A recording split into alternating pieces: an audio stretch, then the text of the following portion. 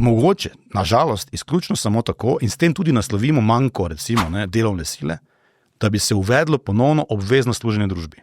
Zdaj jaz ne govorim o nošenju puške pa puzanju po jarkih. Govorim o tem, da fantje naj gredo, seveda nekateri tudi se usposabljati za zaščito lastne domovine, vendar tisti, ki imajo govor vesti, v odpravo posledic po naravnih nesrečah, na kmetije in tovarne. Punce, in to za 1 leto brezplačno. Dobijo obroke in dobijo vse stavljeno, ampak 1 leto brezplačno.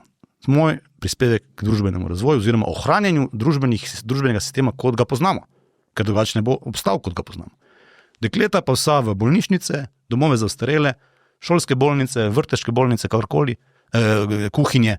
Zdaj sem govoril z enim od ključnih ljudi iz pediatrične klinike in ga skrbijo, da bodo sploh lahko zadržali bolnišnično kuhinjo, ker ni kuharjev. Mlade punce tja poslati. 16 800 je mala generacija, ampak še vedno 16 800, pa ok, si ne morajo, je 16 000 rok in glav.